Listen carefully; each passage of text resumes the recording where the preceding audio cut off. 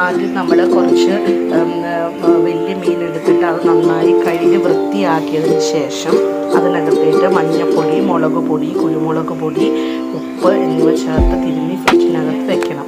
അത് കഴിഞ്ഞ് നമ്മൾ കുറച്ച് നേരം കഴിഞ്ഞ് ഞാനിത് തലേദിവസം വെച്ചതാണ്. പിറ്റേ ദിവസം ആയപ്പം ഞാനിത് പുറത്തെടുത്ത് വെച്ചു.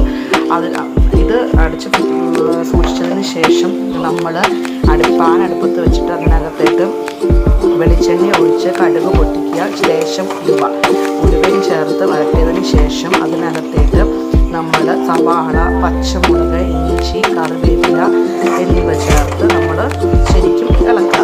അത് ഇളക്കി നന്നായിട്ട് വരണ്ട് വന്നു കഴിയുമ്പോൾ അതിനകത്തേക്ക് കുറച്ച് തക്കാളി ഇടുക. തക്കാളി നന്നായിട്ട് വരണ്ട് വന്നതിന് ശേഷം നമ്മൾ വാളംപുളി വെള്ളം പിഴിഞ്ഞ് ഒഴിച്ച് പാകത്തിന് ഉപ്പും ചേർത്ത് നന്നായിട്ട് വരട്ടി ഇത് കുറച്ചും കൂടി ഇതിൻ്റെ ഒരു വരണ്ട് വന്നിട്ട് ഇത് മാറണം. ഇത് മാറിയതിന് ശേഷം നമ്മൾ വാഴയിലയിൽ അടിയിലായിട്ട് കുറച്ച് വെളിച്ചെണ്ണ തൂത്ത് കൊടുത്തിട്ട് അതിൻ്റെ മുന്നിൽ ഈ മസാല വെച്ചിട്ട് അതിൻ്റെ മുകളിൽ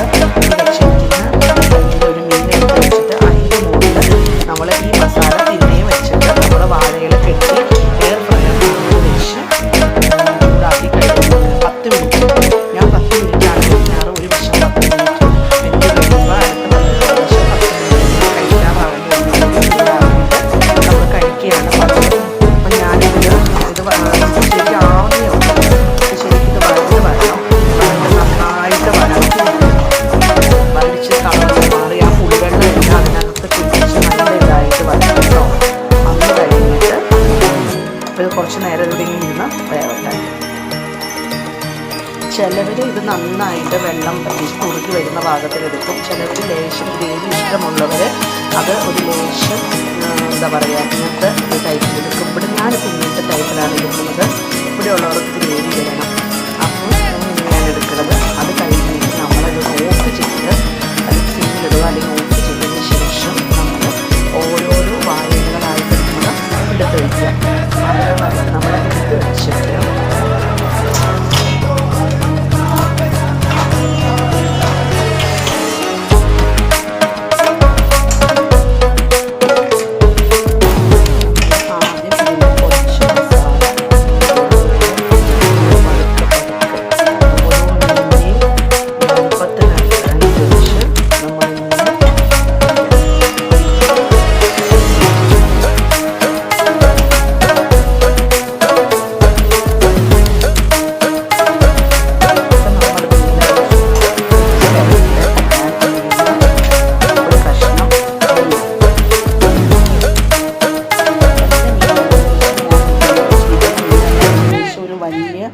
മീനാണ്. അതിനകത്ത് ഏകദേശം ഇതെല്ലാം നന്നായിട്ട് പിടിച്ചിട്ടുള്ളതാണ്.